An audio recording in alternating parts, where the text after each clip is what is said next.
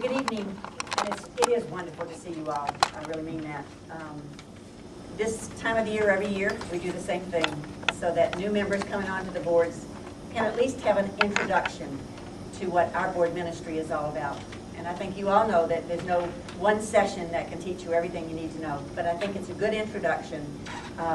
You'll be able to ask questions at a variety of times, and especially at the end. If there's something we haven't covered that you wanted to have addressed, you can do that at the end also. But we're very fortunate tonight to have Joey here to be able to take it for us. So, as always, we begin everything with prayer. And what I'd like to do is read something from the letter of St. Paul to the Corinthians. I think it's a very appropriate scripture reading that we use every year for our boards. There are different gifts, but the same Spirit. There are different ministries, and but the same Lord. There are different works, but the same God who accomplishes all of them in everyone. To each person, the manifestation of the Spirit is given for the common good. To one, the Spirit gives wisdom in discourse. To another, the power to express knowledge. Through the Spirit, one receives faith. And by the same Spirit, another is given the gift of healing. And still another, miraculous powers. Prophecy is given to one, to another, the power to distinguish one spirit from another. One receives the gifts of tongues, another, that of interpreting the tongues.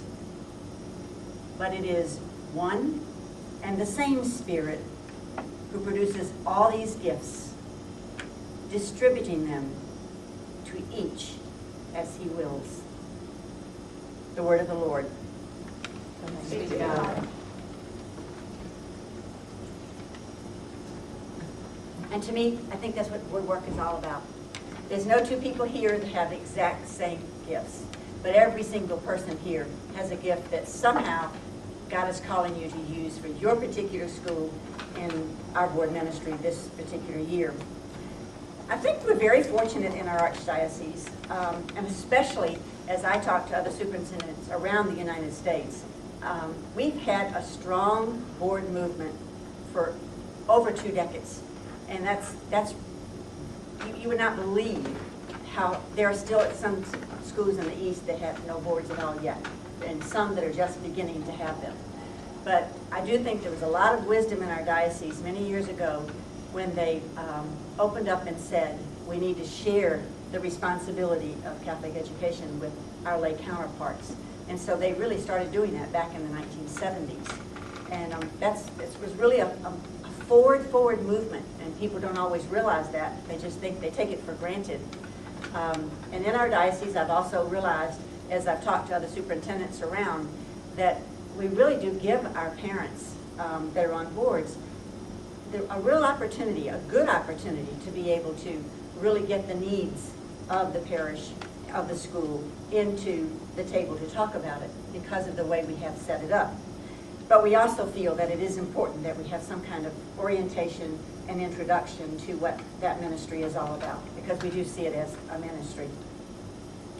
I have no doubt, though, that our board movement has strengthened our schools over the years, and it is because you get a lot of input, and when it's in the board process, it can be channeled in a better way than if everybody, has to say what they need to say in a variety of ways. So I think our boards are a real strength in our Catholic school system. In the light of our responsibility to be ministers of the church, and really that's what you're doing when you are part of the board, you are a minister. You are engaged in board ministry. We can be effective as boards only to the extent that we become a blessing for each other, because we are a blessing already. But to the extent that we become a blessing for each other as we work together with one another on our boards, and that we become a blessing also to our young people. You might not see the young people when you're doing board work, but that we are a blessing to them, so that we are modeling to them on how to be adult Catholics, adult Christians in our community. And also just sharing the Catholic tradition and faith with them in the way that we work together. And then also that we've become a blessing to the broader parish and school community of adults. And I think sometimes we don't take the time to really realize that's what we are. We are a blessing. And so we should always keep that uppermost in our mind, is how are we using that power of blessing that we are to one another for the betterment and for the common good of our particular school that we are so called to be on that particular board. So truly the purpose of the workshop tonight is, first of all, to just provide you with the perspective for basically the individual contribution that you have to make. Because you wouldn't have said yes to being on the board if you didn't think that you had something to contribute. So it is an individual contribution that you will make to the common good and working with the group. And then also to structure, to discuss the structures and processes that we have in place for boards. Because I think that will help you more systematically, calmly make better decisions, have even better discussions if you know the processes that are in place and why those processes are in place. They help you address issues as they're needed to be addressed. They help you to look at ideal situations sometime, always knowing that you have to be practical in making decisions for a particular school.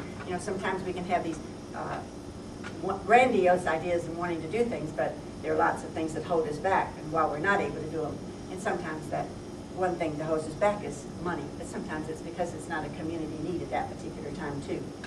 And then the other is that the process will help you truly seek consensus on appropriate actions, where action needs to be taken, and that there can be consensus within the group.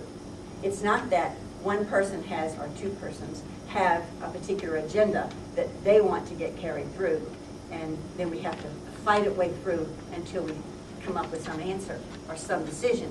That's not what our boards are all about. Our boards are truly boards that try to seek consensus with one another for the needs of the community, and also in the support of the principal and the support of the pastor as our schools are organized, because our pastors and principals both have different roles too. Their role is different than yours, and we're going to go into that. So I've divided the workshop into two sections. The first is just simply really looking at what is this Catholic school board ministry all about, and then the second is the practical pieces on the process that we have in place, and we call that process 6 board commandments is what we call it. I understand that many of you have been on other boards before and have great experience with other boards. Some of you might have been on the school board in your local area for a public school or a private school or a board of trustees or a community organization or a business model boards. However, our boards are different than any of the other boards that you have worked on before, and tonight you'll learn why. I know that there's similarities in the boards that you've been on, but there are differences that you will see tonight, and characteristics of a Catholic school board that you will realize as you find out a little bit more about the ministry that you said yes to. As you know, and I've used this little quote, but diligent work in the wrong direction leads only to frustration. True? I mean, you can work as hard as you can work. It can really be diligent work. But if it's in the wrong direction, it's going to lead to frustration. And we believe that little quote really does say a lot about the process that we've built for our Catholic school boards. We put it in place so that it will help people work together to try to come with consensus decisions rather than this group's decision versus that group's decision. And as a result of that, you'll see in our process, sometimes it takes a longer period of time to come to that consensus. But in the long run, it's always the better decision. And I think you see that too. A great Catholic school is known for moral education. If we weren't all about moral education, we wouldn't even have schools, because we choose to have schools. The state doesn't tell our church to have schools. We chose to have schools 200 years ago in the United States. And by the way, just a couple weeks ago, when I had the opportunity to have a session with Pope Benedict, that was one of the things that he truly did thank the United States for. He reminded us of something that we take for granted and we don't even think about, is that we are the only country in the world that has a private Catholic education system where parents pay for it and parishioners invest in it, and others through development efforts help to keep it alive. Every other Catholic school system that exists in the world has government aid. Every other Catholic system in the world, if there is a Catholic system, has government aid. And he reminded us of that and thanked the people of the United States. And he said, please, please, he asked the clergy, the religious, and the laity to please, please keep their Catholic school system alive. It's more like a plea to us. It was wonderful. It was really, you just wanted to jump up and down that night as he stood there and so eloquently thanked us for having something that we sometimes truly do take for granted. It's like I got to find a way to really get that message out to the parishes too, as well as the schools, because he really, in his own little way, said it's y'all have made it the responsibility for everybody. It's not just a certain group that should be supporting it. And I agree with that. So anyway, so we know it's for moral education. I mean, if we're not teaching moral education, then we shouldn't even be in existence at all. But we have to also recognize that moral education and formation is integrally woven with intellectual development.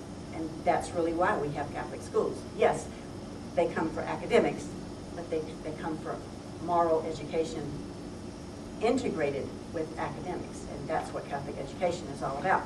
So the first thing is that Catholic schools have to be academically excellent.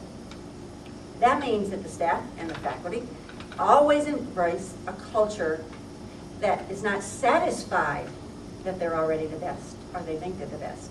You can't ever be satisfied. You always have to have a culture there that you're looking for ways to be better. You're always looking for ways to improve. Because once you think that you have everything in place and you're the best, you know what happens. Things start to slip and you let them go.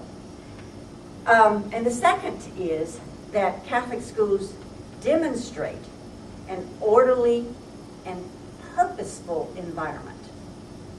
Now the school will be disciplined, yes, but I guess more important, it will be orderly and purposeful in its endeavor to form moral students, not just high academic students who can go out and get scholarships and all kinds of things, but might not be morally grounded. That's not what our Catholic schools are all about. The third thing is that we teach the faith. And we teach the real faith. We have to teach the faith that the documents of the Catholic Church and the magisterium of the Catholic Church tells us to teach. Why do I say that? It means that a teacher can't come in and just teach what they want to teach. Or they might not agree with that particular doctrine of the church, and so they don't want to teach it. Or they teach it differently. Or they tell that they don't agree with it. Teachers, they know from the very beginning when they come in, they get it in orientation even, that they have to teach the faith, the true Catholic faith. They can't teach what they think it might be, which is why we have certification programs for our teachers to learn the Catholic faith and be more up-to-date and truly knowing the teachings of the Catholic Church. And the fourth one is that Catholic schools model the life of Christ. You know, that sounds so profound, so wow, but it's true. That's another reason why we're in existence. From not modeling the life of Christ every day, and that means the adult community as well as the student body, then why are we in existence? We are there to teach our children the life of Christ, not just in word, but in action, and in how we live, how we model to one another, the community that we build. That's really what Catholic education is all about. Catholic schools aspire to be different than other schools. Does that mean that they just want to be different from public schools? They want to be different from other private schools? No. What they really want to be different in is this. They want to be different in that the ways that a student can be recognized when they leave that school, as they represent that school. That's how we want to be different. We want to be known to be different by the way we act, by the way we are. And that's why we put into place some of the things that we do, because we aspire to be different from other schools. And I think these aspirations are easy to achieve as long as all the adults that work with them agree. Now, isn't that easy, that everybody has to agree? Isn't that easy? What am I talking about, right? But St. Paul's letter that we just read earlier pointed out and highlighted the differences in gifts. And because people have different gifts, then they're not always going to agree on a particular topic. And we all know that. And that's not the problem. It's the challenge, because it's okay to disagree. It's how we disagree when we're on boards, when we're working together in adult communities such as ours in Catholic schools. We think that our process that we have in place, that we try to help boards learn, is a process that helps you do that better. It helps you use your gifts better and sharing with one another so that you can build consensus and come to better decisions with everyone. All people can be models of charity when everyone agrees. However, boards exist to address difficult and controversial sometimes issues. Let me say that again. Boards exist to address difficult and sometimes controversial issues. It's just the matter of the moment. Because if you think about it, there are all kinds of things that are going on out here that are controversial, that are different. But when you come together, you have to bring all those different viewpoints and things together to make some heads and tails of them. You don't let them just linger out here. My question is, how can members be helped to act with charity at those meetings that focus perhaps on the contentious issues? And I will tell you that that usually does happen.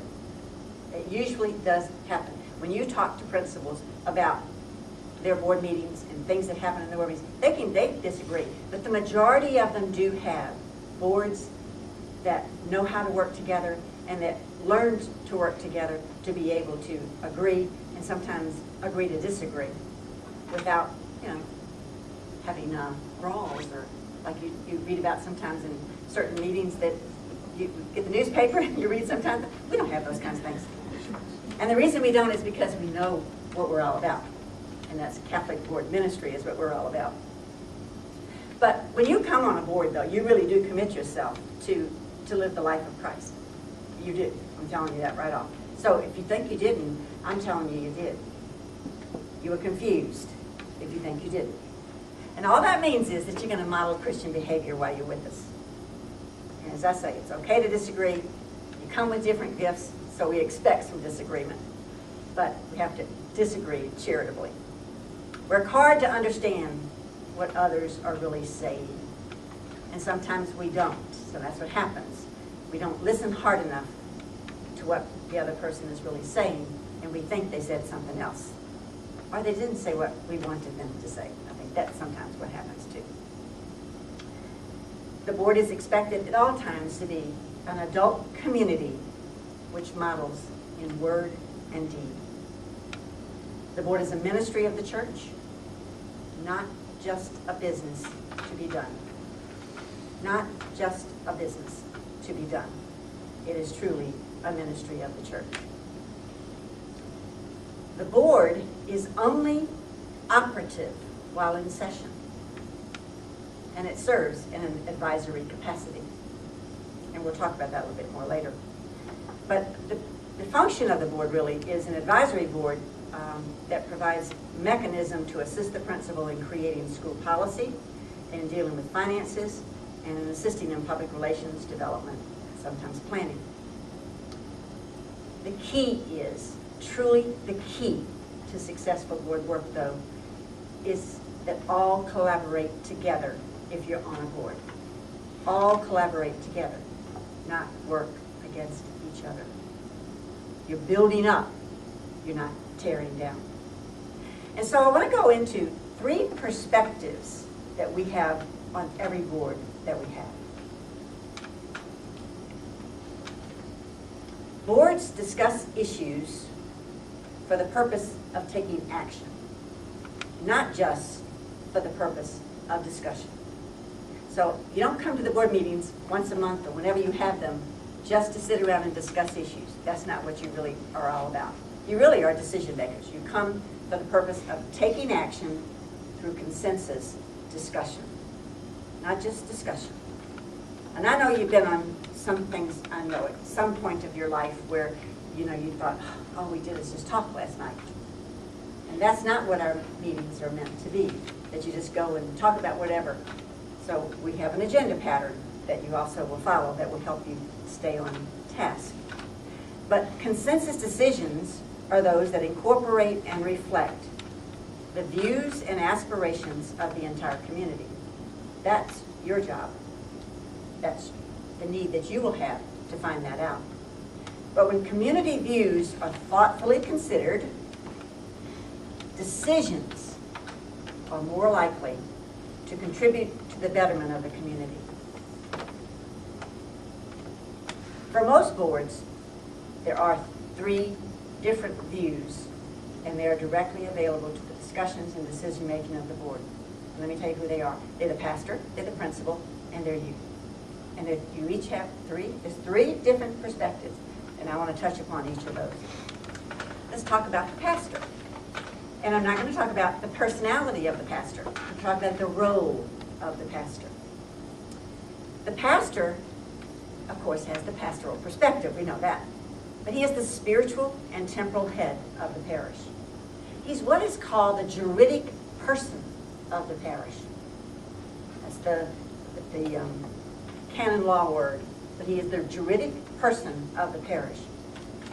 He is responsible as pastor for presenting the Christian message under the jurisdiction of the bishop.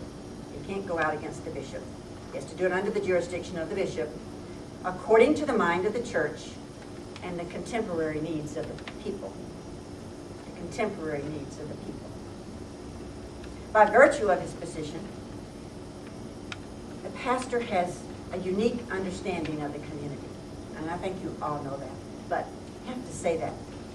When you think about perhaps the telephone calls that he takes, or the conferences and counseling sessions that he has with troubled families and individuals, or the pastoral help that is sought and given, his role as confessor, they all provide him with a view of the parish which is entirely different from that of you and me, from that of the principal, and from that of the board members.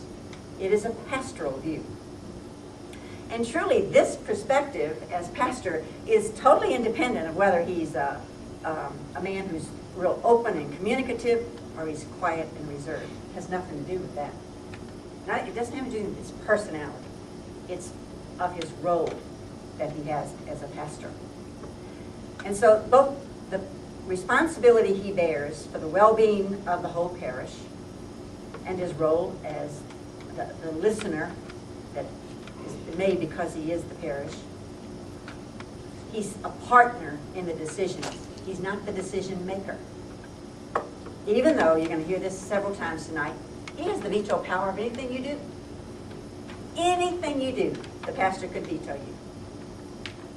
Now, I will stand here to tell you, in all my years, I only know of 2 decisions that a pastor really vetoed. Now that's, I think, fantastic. What that says is, truly, this process works. If pastors really use the boards in the right way and let their boards take the rightful responsibility, they shouldn't have to veto actions. But I always have to remind people, they really do have a veto power. They just should never have to use it. The process should take care of itself, but they would never have to use it. But sometimes they might. But the pastor, of course, does have the obligation of setting the tone of the Christian life in the parish. We know that. His pastoral leadership is to be a dynamic voice in the parish, even though they have different personalities, as we do too. But he has a perspective on the issues that we can have. He knows things that we can't know. He knows things that we'll never know. Now, we may know some of the same things he knows too, but not in the same way he does. And we're not the pastor. He is, and that's how it's going to be. One thing I want to say about the pastor, we do want pastors to be at every board meeting. We do. There are occasions when a pastor cannot be at a board meeting. But that is what we would like. We would like pastors to be at the board meetings. But I know one particular board that the pastor was never at the board meeting. But what has to happen if the pastor is not at the board meeting is that the president is responsible to get the view of the pastor, so that he at least knows what the pastor is thinking, knows what you're going to be discussing, so that he's always kept in the loop. And if he's always kept in the loop and knows what's happening, then there will be less likely to ever have a veto at the end. And in the case that I was telling you about a while ago, one particular one especially, the pastor was never there, and he really didn't want to talk about it, and that's why he ended up vetoing, because he didn't know the details of how it has transpired over the way. So that's one thing I tell you right off. The pastor, if he's not there, you've got to be sure that you keep him on the loop and let him know what's happening and get his opinion on it. Now, the second perspective we'll talk about is the administrative perspective, which is the principal or the president. At the high schools, the president is the executive secretary of the boards. The elementary, the principal is. The principal is the spiritual, educational, and managerial leader of the school, and is expected to foster community among parents, faculty, and students. The principal is the executive officer of the school and is responsible for implementing the school policies. They don't make all school policies, but they're responsible for implementing the policies. Is responsible also for the Catholic identity and the effective operation of the school as an educational ministry within the parish. Is the professional voice of the board. Does that mean the only voice? No. But they are the professional voice of the board. They're not really a board member. They're the executive secretary of the board. Other professional educators may be on the board. You may have other professional educators on the board. They're not the professional voice, even though they're an educator. They're not the professional voice. The principal is the professional voice. The other people have to see themselves as parents or regular board members. Yes, they have their views, like every one of you have your views, but they're not the professional voice. And that's important to understand from the very beginning, and it'll come out a little bit more later. But principals are charged with implementing the educational program of the school.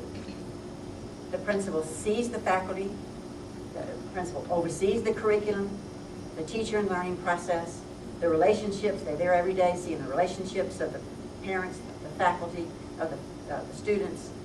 And they also see the educational and behavioral aspects of the school on a daily basis, every day. So it's important to see that the principal must represent the educational view on the board, not the parent view. Now, the majority of you here tonight, remember there's no pastors here, so we just talked about them without them being here, but they couldn't defend themselves. But that's really their view, I promise you. Principals, they can defend their view if they don't agree with me, but they know what their view is. But you as board members, I'm going to tell you what your view is. Your view, you have a unique perspective. A unique perspective of the community. And your position, your job, is to bring in the parking lot view to the table. To bring the parking lot view into the table. And if you don't, shame on you. If it still has to always be discussed out in the parking lot, you're not bringing it to the table, shame on you. That is your job. You're representing your people, so you need to know their needs. And you're going to hear their needs. You're going to hear things, and you're going to hear them at all kinds of different times just by listening. You might be at an athletic event, you hear things. You're going to be at a casino night, you're going to hear things. There are all kinds of activities. You can hear it, contacts after church on Sunday. And it's not that you're just out seeking everybody's opinion. That's not even it. It's just going to come to you. That's just how it happens. But it's truly just simply with your interaction with the community and at school functions.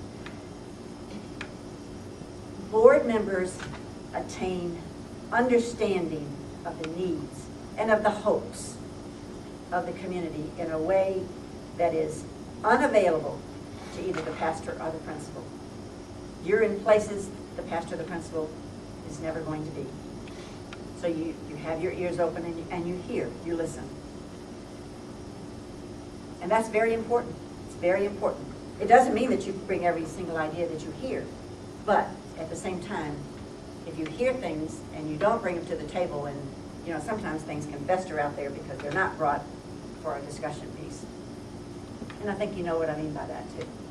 I don't think there's anybody around here that wouldn't know what I'm speaking of as far as letting things just fester out other places and not bringing them to the right table. And that means to the board, especially the executive committee board.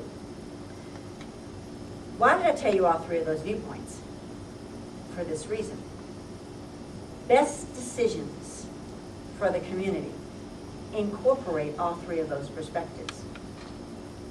And that takes time. It doesn't happen in one meeting when it's brought up. It's according to what kind of decision it is or what kind of situation it is. Some things might take a year and a half. I can remember when people started their preschools. It took a long time for them to really come to consensus whether to have a preschool. It took them a long time to come to consensus whether to build a middle school, start a different type of program. It doesn't happen overnight. Things take time when you're trying to merge perspectives. No one has all the wisdom. No one has all the wisdom. All three perspectives are important to the whole. And we each have a piece of the wisdom. Sometimes you don't think of yourself in that way, but we each have a piece of the wisdom. Principal doesn't have all the wisdom. Pastor doesn't have all the wisdom. Nor do you have all the wisdom. But when you share together and you share your gifts, we each have a piece of the wisdom, and better decisions will take place. 4 responsibilities that you have as board members. I'm going to take each one of them, talk about them just briefly. You'll learn more about them later anyway, but first one I would mention is finance. And you do have the responsibility, the board does have the responsibility for working with the finances of the school. That means the budget, the salary schedule, the tuition and fee structure. And we from the Archdiocesan Board does send out the recommended salary guidelines in mid-October every year, and they're mailed to the board presidents, the principals, and the pastors. Once you get those, you can begin schedule your salary schedule discussion even early. But those are the issues that you absolutely are responsible for that I just mentioned in the finance. And then a monthly finance report is a must. You have to keep on top of the finances. You absolutely have to keep on top of the finances. No principal is responsible for the finances by herself. No board is responsible for the finances by herself. No one-member finance committee is responsible for the finances themselves. No bookkeeper is responsible for the finances themselves. They each have their own part in the finance. But it's a joint effort, and that's why that monthly finance report is so very important. And I will say this to you, sometimes the monthly finance report might not be right on target, sometimes it's a little behind, and it's one of the things that sometimes is not always mailed out with board packets. Because sometimes people have board meetings like the first week or the second week, and they're not, everything's not in from the month before. So sometimes you're a month behind or I do know that happens, but the important thing is that you don't let it slip, and you don't let 2 or 3 months go by and not know where you are financially, and then you find, this hole that you didn't know existed. That should never happen. If you're on top of it, if the board is taking their financial responsibility as a serious matter at every board meeting, that should not happen. Should not happen. The second is, the responsibility is for the board is the employment of the principal. The principal is employed by the board in consultation with the superintendent and with the approval of the pastor. And again, I remind you, the pastor always has the veto power over anything. But that's why we say when we're looking for new principals, the pastor should always be part of the search process. I tell you this right now too. What I'm teaching you tonight is the way we do things, and it's the process that we've had in place. There is always the possibility that a new bishop coming in might want some things done differently. And I say that to you because I do know of some dioceses where the pastor hires the principal, and that's it. The lay people don't have any say-so in the hiring of principals. And I think that's very sad, that there's not more consultation, and that a pastor would have to hire a principal just on their own with no consultation from anybody else. I would hope and pray that our new bishop doesn't look at it that way. I don't think he does, but I do know that not every diocese does it the same way. But that is the way that we do. We have a search process. In fact, right now we're just finishing 4 search processes, 3 in Montgomery and 1 in Daphne. They'll all be finished by tomorrow, so we'll have 4 new principals probably named by tomorrow.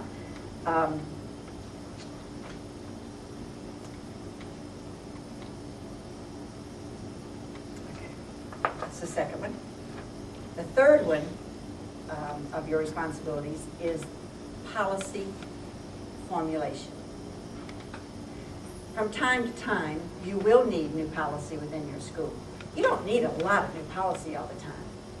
You should be, number one, you should be keeping up with the policies that you do make, though, and hopefully there is some kind of policy book for your board of policies that have been made in the past. Now, I remember one time, about 2 years ago, a board was going to make a new policy, and all of a sudden somebody was talking about it outside and realized that it was a change in principle in between, and they realized that they already had a policy on it. It just had not been recorded well. And so I always say at this particular workshop now, be sure that your secretary is recording any policy that the board does make, and any policy that you make, of course, is always approved by your board. But it's important to keep up with them.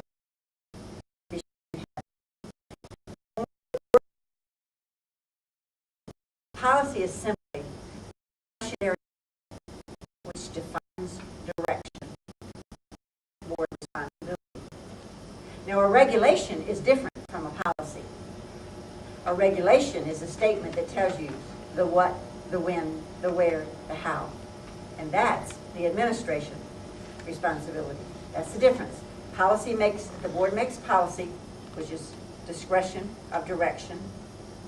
The principal does the regulations attached to policy. And that's the when, where, what, how. That's the principal responsibility. It's always important to remember that a board attempts to set direction by their actions, by their decisions, not administer the school. A board who only meets once a month cannot administer a school that runs on a daily basis. The board can tell a principal to rethink a program, but a committee cannot run a school with the once a month meeting. Does that make sense? And you don't really want to anyway. You'd be out of your mind if you wanted me to run a school on a monthly basis. The crucial question for me, though, is always who makes what set of decisions. And examples. Let me just give you an example. There is a perception out there that you have an ineffective teacher in the 3rd grade. The board can't interfere and say to the principal, fire that teacher. That's not the board's role. What the board can do, though, is simply ask the principal You know, what is it, we've heard things that are happening about a particular teacher. What is it that you do in evaluating teachers, in supervising teachers? That's the kind of discussion that board members can have with principals on the employees that are under the direction of the principal. But it's not the board's role to tell the principal who they can hire and who they can fire, and they should fire this one or they should hire this one. That's not the role of the board.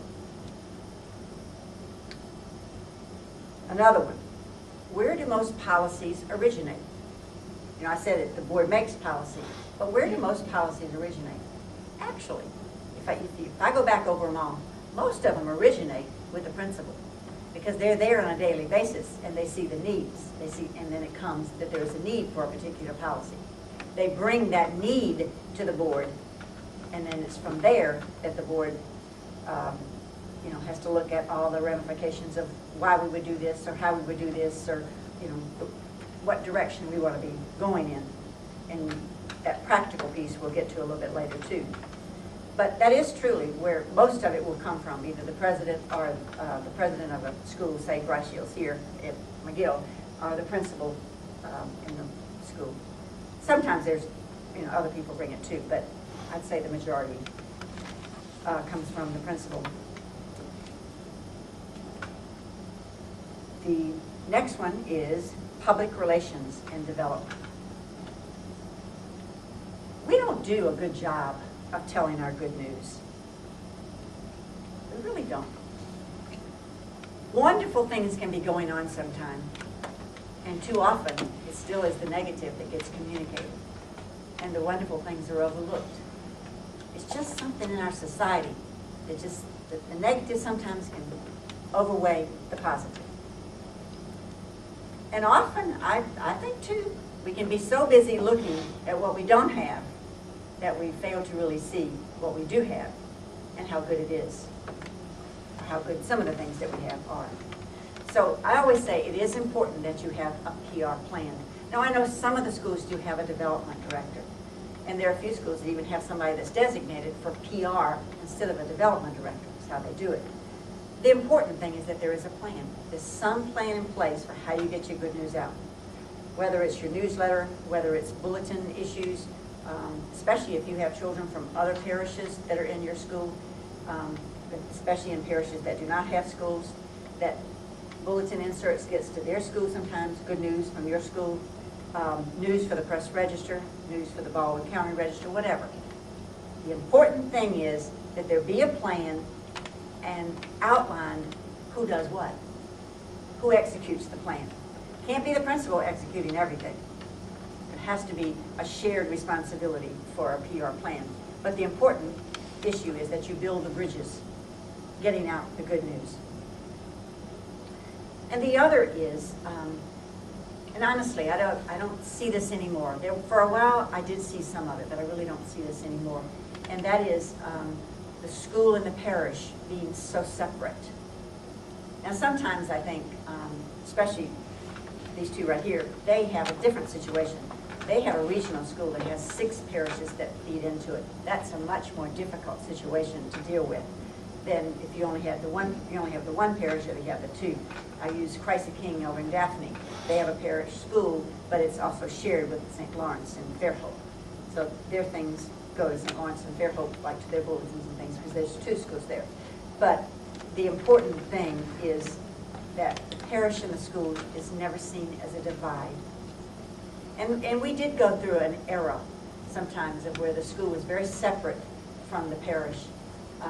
And I think that probably did come about even because many, many years ago, the parish budget just sucked up the school. It was all one budget. And I'm not even sure it was ever really budgeted. It was just all happening. Money was going out and money was coming in, and that's how it was. And then there was an era where schools had to start seeing what it really cost to run a school. And then we began to have schools have their budget and parishes have their budget. In fact, schools had to have a budget before parishes had to have a budget, to be honest with you. That's how it really went. And there's always items in the school budget that the parish perhaps takes care of. However, and I don't think anymore that real divide is there at all. And it can't be. If it's a parish school, it is a parish school. It is the ministry of the parish for education. That's a real important thing to work, as board members, to work with your parish councils, especially the subsidy issue is really the only big issue that you deal with as far as talking to parish council about finances, but it's the subsidy issue especially. But trying to get good news out and fundraisers and working together, you know, I think most of our schools nowadays, parishes are all just blending together with the school, especially with finances and fundraisers, and they're parish fundraisers almost, even though they're schools. And then the other is a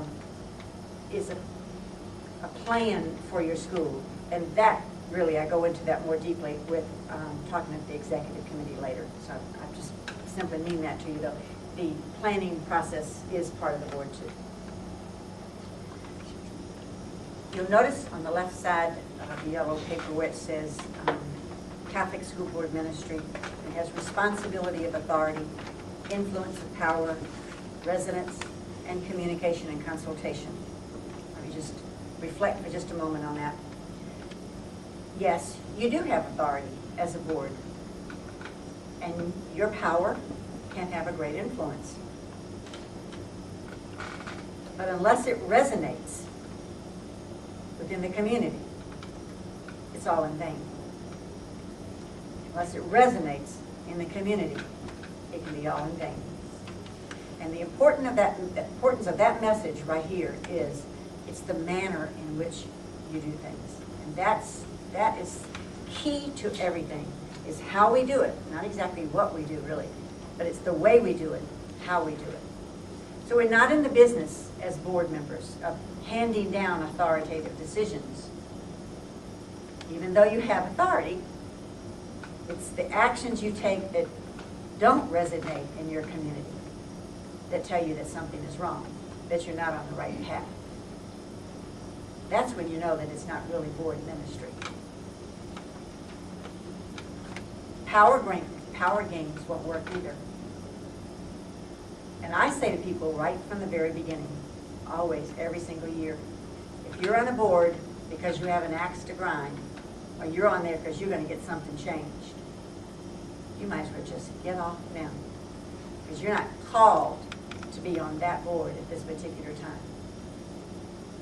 The only way you're called is if you go with the attitude, I answer this call to be a collaborative member and work as a group, as a team, to build up the school that I'm called to be on the board for. It's important that we communicate well, state the message clearly, consult with others.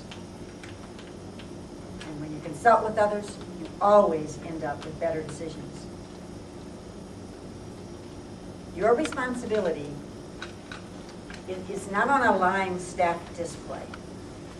And as far as your influence of power, you work to influence others because you have more information, you have more experience. You're in a better position, perhaps, to influence others in your community about school because you're on the school board. But really, it's to persuade the community about the vision of the school that you should be most interested in. You have to be able to talk about the school, sell the school in your community. You can't just communicate about your school by sending a paper home and saying this is what we're doing. And yet, sometimes that's a good thing to do, is to let people know what the board is doing in some way. Sometimes that can be in newsletters that are already in place. It has to be two-way communication. And what I mean is that you listen, you respond, you listen, you respond. That listening and responding to people will make your board more important in the community and will really let it have its influence in the community in a much more powerful way for the good of all, for the good of the common good. And I always say that if your decisions don't resonate well in the community, it's probably because you haven't communicated well. It's not necessarily that you made poor decisions, but most of the time it's because you haven't communicated well. So in essence, Catholic School Board ministry is service to the Christian community in the practical areas of money, leadership, direction, and self-expression.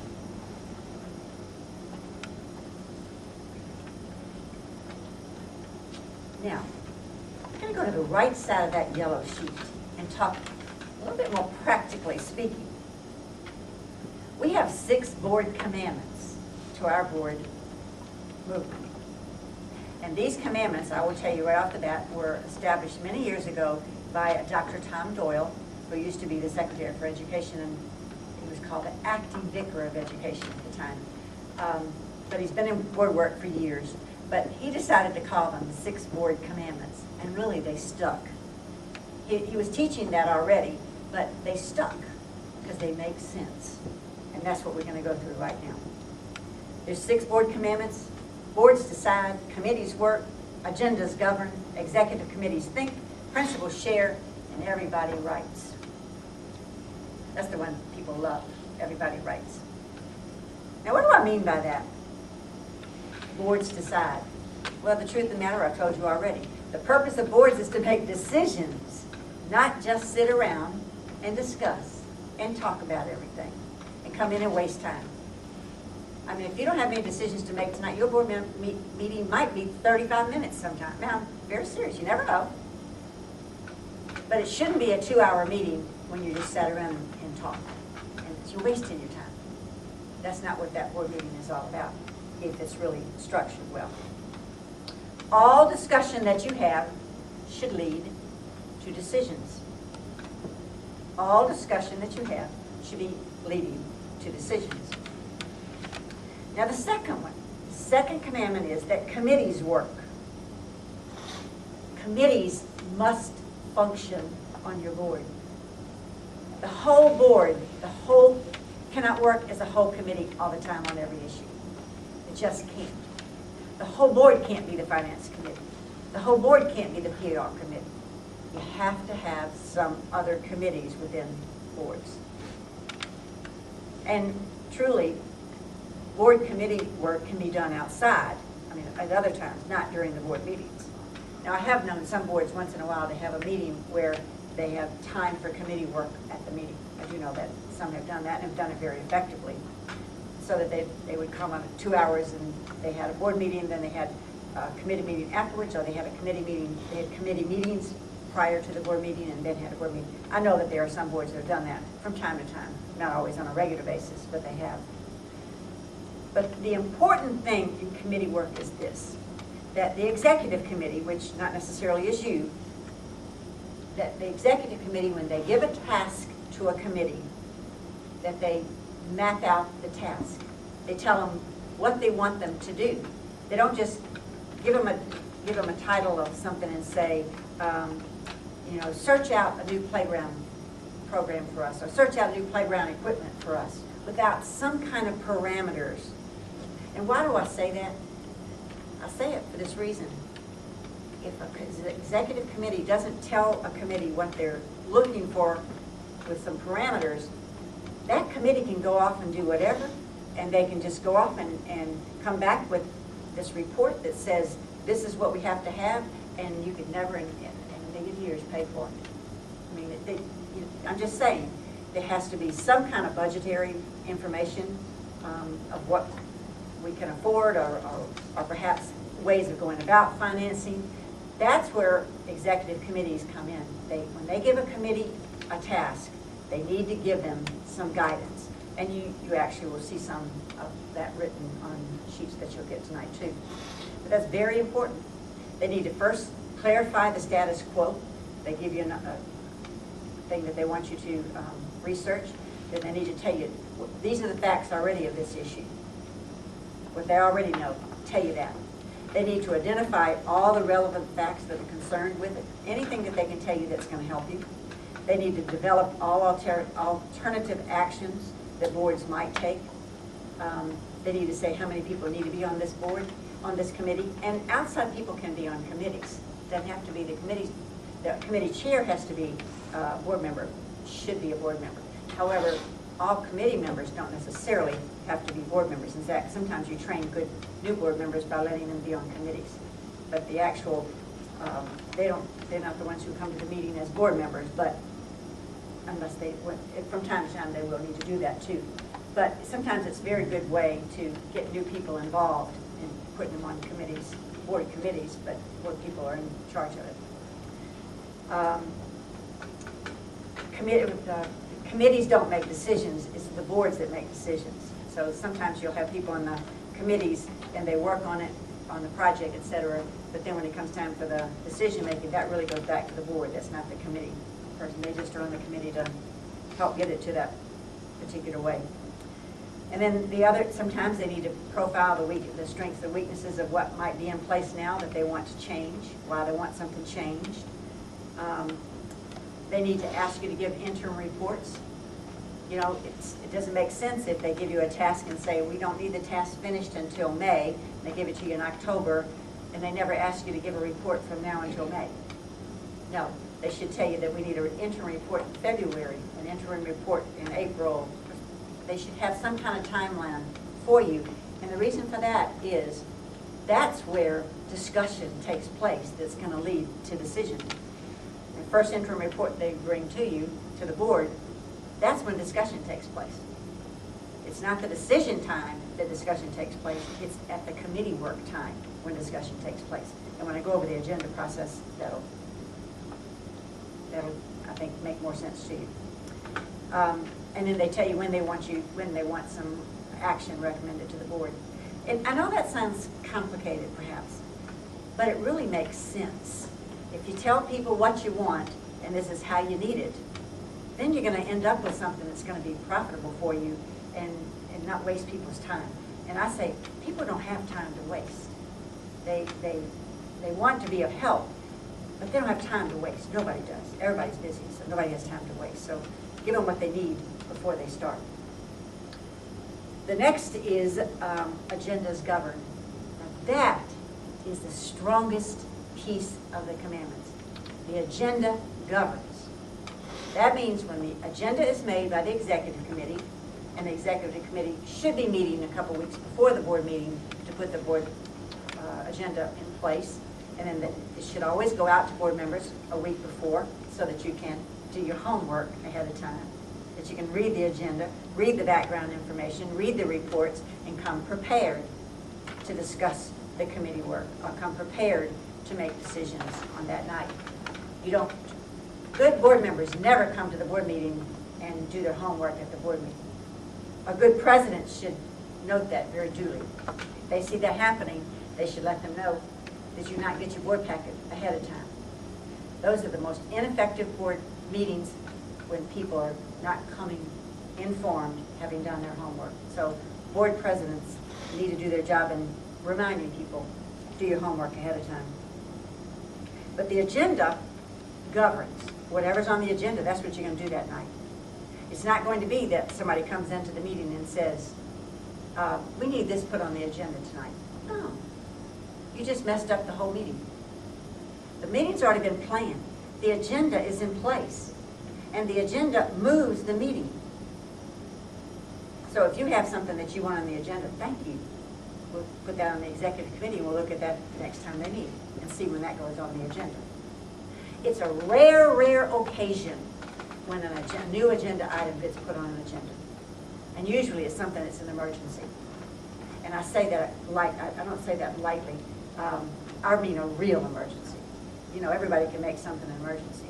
But I mean a real emergency that might be something serious that's happened at school that does need to be put on the agenda. But usually that's not the case. It's just like, oh, we heard this happen, you know, we want to get this on the agenda tonight. That's not it. That agenda governs. And you'll see what I mean in a few more minutes too. And the executive committee are the ones that decide what goes on the agenda. Now, agenda items can come from a variety of people. It can come from parents, it can come from principals, it can come from board members, it can come from pastors. It is the executive committee, though, is the group that actually decides what is going on the committee on the agenda at particular times. Now, there's some agenda items that are on the same agenda every year. Salary guidelines are on a particular month every year. Calendars on a particular month every year. Registration and fees, tuition, that's on the agenda. It should be at the same month every year. I mean, there's some things that are just stationary every year on the board agenda that you don't have to decide when you need to discuss it. It's just, it's already timelined. There's some things that are. And the other thing on board meetings is that you begin and end on time. That's why I apologize tonight when we couldn't start right at 5:30, because it is important to start. That's okay. It is important to start meetings on time because you're important. Your time is very important. And so you say the meeting's going to start at 5:30, it should start at 5:30, and then it should end on time. I will tell you this, no 2-hour meeting, no meeting should ever go longer than 2 hours, nor should 2 hours really be the meeting time. Usually, if a meeting is well run, is well planned, well organized, you don't even need 2 hours, usually, unless you got some big agenda item of committee work that's going to take a long, lengthy period of time. But most board meetings, they don't last that long. They're out within an hour, or they're out an hour and a half, or an hour and 15 minutes, or whatever. And once in a great while, they might even be a little less than that. But my thing is, if you are 2 hours at night on a meeting, not much good can happen after 2 hours if you're making decisions and discussing. You're already tired, number one, when you come. That's really the truth. Now, I know Father Shields, he started having his meetings sometime in the morning time so he can get them fresh, he says. They come for breakfast meetings.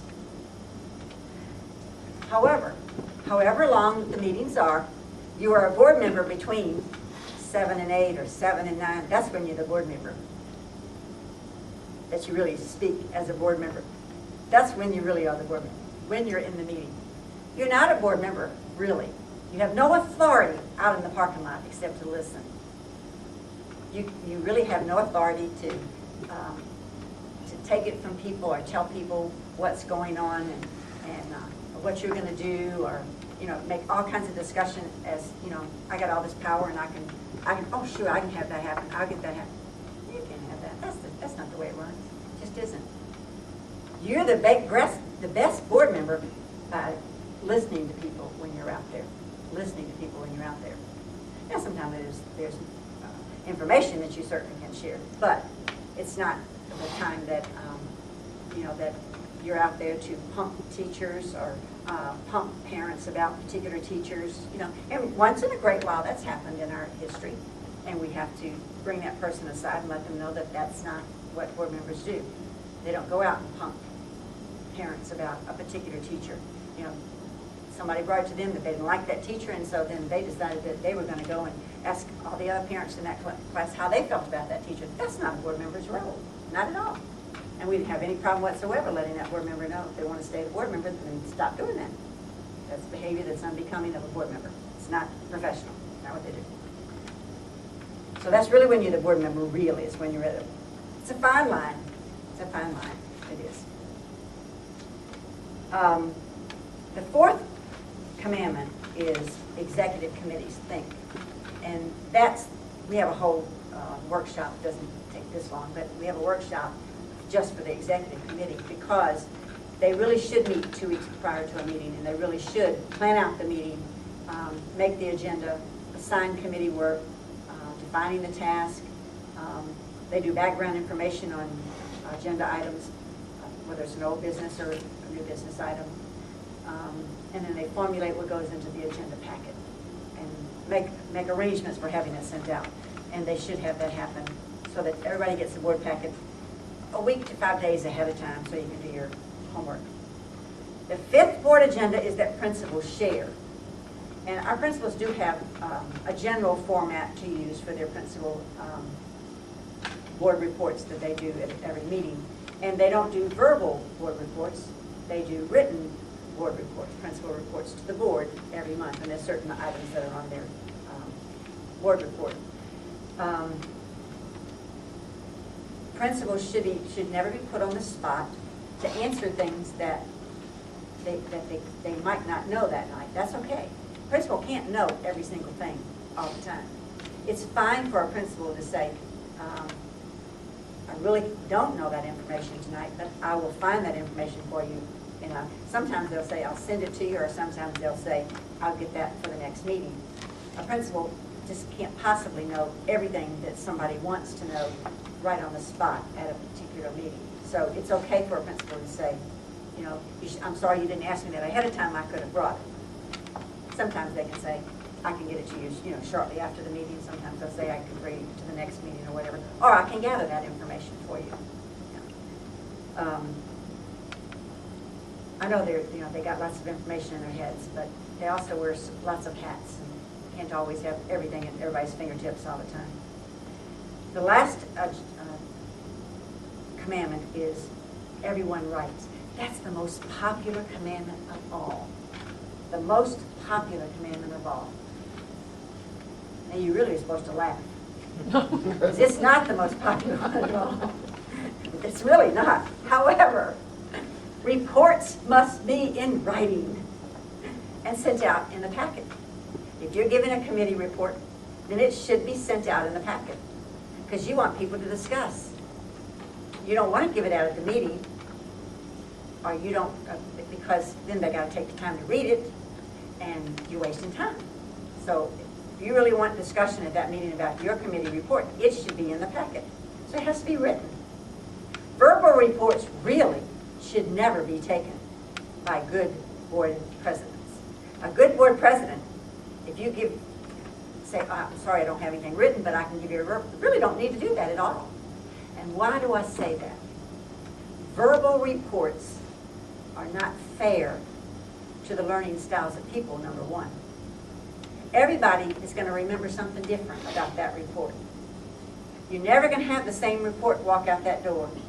Everybody's going to walk out with having heard something different.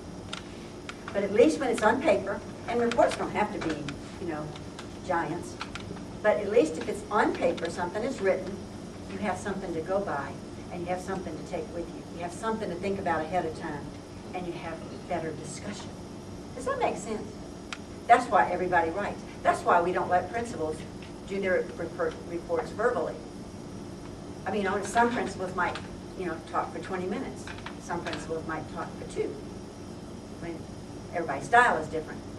But, I mean, you don't want somebody to talk for 25 minutes or 30 minutes. That's not, I mean, you really can be there more than 2 hours sometimes. That used to happen. I don't think that happens anymore because people have gotten much more organized and they do the written reports. So everyone writes. And if you hand out your report when you first come that night, a good board president should say, well, thank you. That'll be in the packet for next month. Now, I know that's tough. I do know that's tough for most presidents. However, there's some way you can train people. It's for the next month. Then the next time they may have it in on time. If you don't have some stringent things to keep in place, then you're always going to be floundering and doing things at the last minute, and anybody can do what they want to do. You have to have some organization within your board. So when I say everyone writes, that's one of the commandments. Everyone writes. Verbal reports, they cause a variety of info remembered. A variety of info remembered. No two people remember the same thing about that report. And I know that sounds pretty formal, but I have to be honest with you. A board which consistently follows these guidelines in a systematic and unhurried fashion will usually, and I say usually, arrive at consensus decisions which are in the best interest of the community. That's true. I will tell you, in good times, we don't need it as much perhaps. But it's in tension times. It's in times when things aren't doing well that the good board process really does save us all. It helps everybody keep their heads and their wits about them if you have a good board process and you've followed it all along. Boards are vital to our community. Our Catholic schools need our boards. And that's why we take the time to share a process that we think works. So what I want to do now is I'm going to give you each a packet. I simply want to go over the agenda format so that you can see how agendas is governed. Everybody's agenda looks almost like this. Everybody has a tiny bit of, flavor of their own, but everybody's agenda looks almost like this anyway. And there's always an opening prayer. And it's very important that you always put your name, your school name at the top, and that you always put the time. That's historical information. Sometimes there's one school that often forgets to put the name of the school, and it comes in and I have to start reading them. I read every board report that comes, and I get the board reports and I read them. That's how I keep in touch with everything about boards, but that's how. And so every board report comes to me and I read them. It's amazing what I learn. And sometimes I'll call and ask things that I see. And it's good. It causes good conversation. But anyway, the important thing is that you do start with prayer, and then we always suggest that we name the person to pray ahead of time. And then the first part is anything that's going to be recommended action that night, and that is if you have roll call, you don't necessarily have to call it out. It can be done just by the secretary who does it and knowing who's there. You always have your minutes, approval of the minutes. And then you have old business and new business. Those are recommended action items every night. And the old business, that's things that you're going to make a decision on tonight. If it's there, that means it's already been through all the committee work, and you're going to make a decision about it tonight. And that means on the second page, there's always going to be a background information piece that would be saying, like the first one here is 2B1, Annual Upkeep Plan. If you look on background information, you'll see 2B1, Annual Upkeep Plan. And it tells you exactly where we are and what we want to do tonight, because it was time for a decision. And that's how it's written. Now you can write it differently, but it tells you why we're making a decision tonight, that we're ready for a decision tonight. And that's old business. And we always put old business first so that we take care of it, get it out of the way. Now, if you start to make that decision and people say, well, wait a minute, that's not what I thought. Well, that's not what I thought either. Well, I didn't realize that. Well, it means committee work's not finished, and the president has to say, we're not ready for agenda. We're not ready for a decision tonight. That goes back to committee, and maybe we'll be ready the next time. But you don't go through all the committee work again that night to make a decision. It wasn't ready for a decision that night. Then you're not wasting your time. Then the next item is new business. New business is what's going into committee. Once in a while, it might be something that doesn't have to go to a committee and the whole board's going to think about it. I mean, once in a while, that'll be it. But new business is simply something that's new that's come up that you decided to put on the agenda, and it's going to committee work, or either the whole board is going to look at that particular item. It's not for decision. It's got to be processed. And the processing can also take part, and if you look down in the next section, it's called information and reports. You have professional staff that gives reports. The pastor never gives a written report. I think only two pastors I knew gave a written report. Father Patty Gallagher gave a written report at St. Ignatius, and Father Dave Tokars gave a written report because he was Father Gallagher's associate. He learned it. He gave it at St. Bede's. I'm serious. Those are the only two pastors I ever know that gave written reports, and they're the only ones that get by with it. Then the principal always has a written report, and if there's a development director for high school, the alumni director or whatever, but anybody else that might be professional, staff, they would have a report. Then the next would be parent groups, PTO, and high school would be booster group. The next will be interim reports from committees. And this particular one, there's a planning committee and a finance committee. Now, the finance committee can be every single month. And then the next item would be correspondence. It's always on there. You might have some, you might not, but it's always on there. And then the next would be suggested topics for future business. Now, we always suggest that there be something, especially for the old business and new business, that you have some background information that just simply tells the person what we're going to do tonight. On old business, it would be, this is the decision that we're going to make tonight. This is where we are. On the new business, this is being assigned to a committee. It doesn't have to be long, lengthy, long words, nothing. It has to be so that it's manageable for people and everybody understands. that make sense? And as I said, everybody's agenda has a tad bit of difference, but it follows this path. This is the process for making decisions for boards. And on this particular one, they also have, on the second page, you can say future concerns. It's the committee task. That's a way of keeping like record of things that different committees do throughout the year. Some people use it, some people don't. And then future topics, you always have that.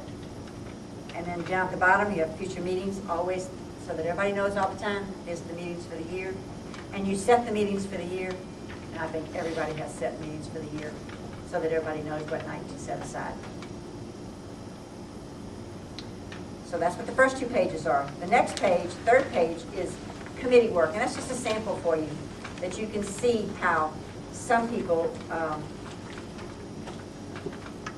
can outline a task to be done by a committee, and then break it down into the tasks. When those reports need to be done, need to be brought to the meeting, what meeting they need to be brought for. You might not go into quite as much detail as this, but this gives you the idea of how to do it. The important part is that it's practical and that it's timed, it has a timeline. And then the next sheets are simply some helpful hints for happy policy making and the difference between a policy and a regulation. This uses more words. I gave you fewer words, but it still says the same thing. And then the last one is also areas of policy. So that's something for you to take home and read over and look at with your own. Now, before we go, a few questions that I have been asked before I ask you for yours. Sometimes people ask, what's an ideal board size? Truly, an ideal board size is like 8 to 10. Most boards are about that size. Another thing that I've been asked is, how many items of old business should there be? I mean, how many items should be on old business? That means new things going into committee work. I always say 2 or 3. If you get an agenda and it's got about 10 items there that's going to go into committee, and that says, wow, we don't know where we're going. We've got too many things, too many irons in the fire. You have to have a balance of the number of people that you have on your board and how many things you can grapple with at one time. That's the important thing. You want to keep balanced. You know, sometimes, and I'm saying this to you as new people, because sometimes, you know, you have all these ideas, you want this to happen and this to happen, you're going to suggest this, and you can't do too many things at one time, so keep a balance to that. And then the same thing for new business. You know, just always know, don't put more than you can handle as a board. Just be careful about overtaxing yourself. And then interim reports, when do you do those? It depends on the issues that are confronting you. Whatever committee work that's being done, so that's up to you. I've been asked about the liability issue of being a board member. If your whole board is trained, and you're a legal board, you are exempt. You have no personal liability as a board member. If you're trained, that's the key. You have to be trained. So that's why we remind principals to everybody take it seriously. Once you're trained as a board member, that makes you a legal member of your board, but you don't have personal liability then. However, if you act outside of board policy or a board process, then you can be held liable. If you act out of your role, remember I told you, you can't go, you know, attacking a teacher and saying, you know, these parents are calling me about you. That is outside of board process. We don't cover you there, and that's your ballot week. But if you act within the process, your personal liability is okay. Principal signature, I want everybody to hear me say this every time. Principal signature has to be on all accounts under the school name. If there's any account that goes to St. Ignatius School that's has anything to do with St. Ignatius School, her name has to be on every account. The principal signature has to be on every single account. That means PTO, any group, school group whatsoever. The most important thing possible in being and transparent to everybody. So principal's name has to be on every single one. You do need a constitution. Be sure that as new board members, you get the constitution of your board and you read it, see what it says. It makes good sense, usually. From time to time, boards will revise their constitution and bring it up to, and make it better to fit what they're doing, actually. But you do need a constitution. And then the constitution, when it's revised, it always comes to us, and we look it over to be sure that it is in sync with diocesan policies. Okay? Thank you very much. You're wonderful. Thank you. I enjoyed having you.